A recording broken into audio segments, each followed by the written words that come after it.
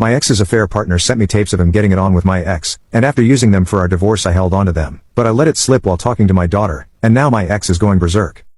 I, 52M, used to be married to my ex, Candy, 52F, and I loved her very much.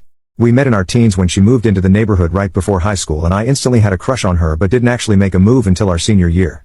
We got married shortly after she graduated college and had 3 children together: Laura, 26F, Tom, 23M, and Marie, 21F. Our marriage wasn't perfect but I thought Candy was happy with the family and life we created. However, I was wrong. Candy was bored with me and wanted more excitement, but instead of confessing her feelings and thoughts to me she went looking elsewhere. According to her, it all started when Candy and her friends went on a girls' trip to Vegas for a weekend where she got drunk and had some fun with 2 male strippers. Candy said that while nothing happened beyond second base it awakened something in her and she regretted not going further. A year after that she started going to bars and clubs for excitement and eventually started hooking up with other men and at least 2 of her girlfriends would cover for her. I was never the wiser and probably would still be married to Candy if one of her lovers hadn't secretly documented their moments together. He was mad that she had another guy on the side and mailed the evidence to me as revenge. I was sick at seeing all the things that I did and didn't respond well.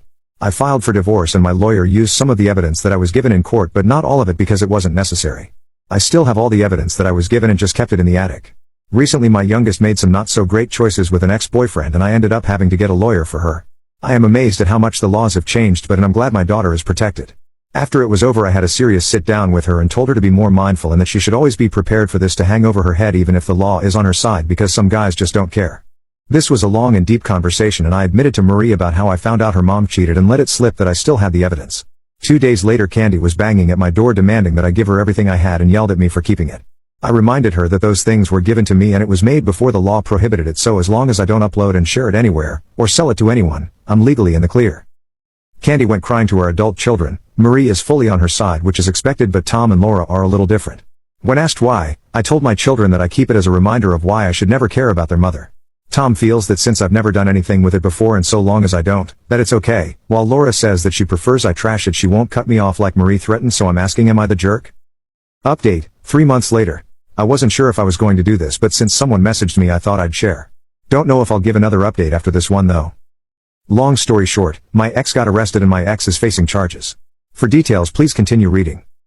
Context, I had a security to which my children know the security code too, but for unimportant reasons there was a switch in the company and when I upgraded I was given a new code and security pad to put it in.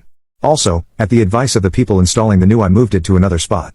I told my oldest 2 kids what the new code was in person, as I don't like texting that type of stuff in fear of phone hacking, and since my youngest daughter wasn't talking to me and didn't want to hear from me, she didn't know about the change in codes. Now on the what happened. I left town for a trip I'd scheduled a while back that my youngest daughter was aware of. This trip was going to be about 7 days long, so my neighbors knew to keep their eyes peeled for anything suspicious. 2 days into my trip I get an alert that my house was being broken into.